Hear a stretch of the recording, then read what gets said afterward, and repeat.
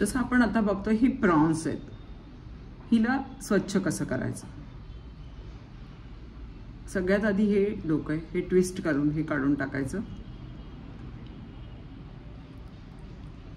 त्यानंतर ही साल असते, तिला आपण काढतो। याच्याबरोबर हे छोटे छोटे पाय असतात ते पण निघतात आणि हे प्रेस करून असं काढायचं। क्लीन झालं।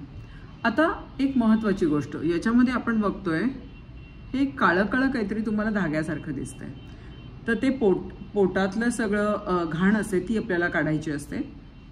तर ते जस्ट आपण हे खेचून काढायचं आहे। जर का प्रॉन्स फ्रेश असेल तर ते धागा म्हणजे हे पोटातले जी घाण आहे ही लगेच निघते, अदरवाईज ती तुकडे तुकडे होऊन निघते।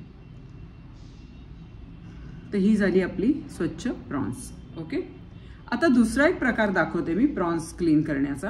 काही ठिकाणी काय होतं, ही जी प्रॉन्स आहे याच्या शेपटीकडचा जो भाग असतो हा असाच ठेवला जातो आणि मग ती बाकीची सोलली जाते। तर ती कसं करायचं, हे ट्विस्ट करून हे डोकं आधी काढायचं, मी साईडला ठेवते इथे।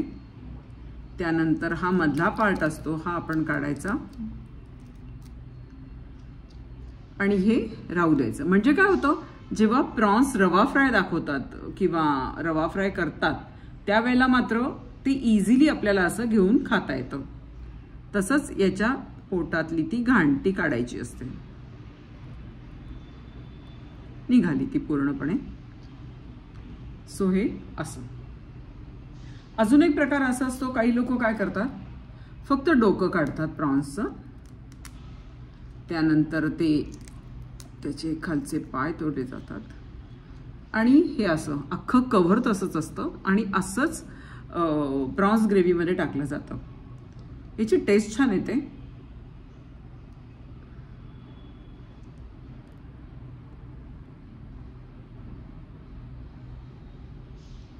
हे झालं प्रॉन्स क्लिनिंग। आता ही जी फिश आहे तुम्ही नीट बघाल, ही बटर फिश म्हणतात त्याला, तर याच्यावर बघा खवले आहेत खूप सारे।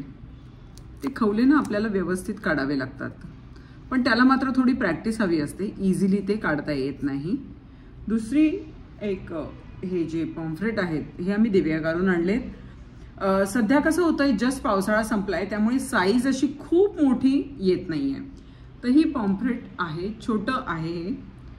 तर हे पण कसं क्लीन करायचं, याच्या पोटातली घाण कशी करायची, याला फ्राय करायचं असेल तर तो कट कसा मारावा ते मी तुम्हाला आता दाखवते।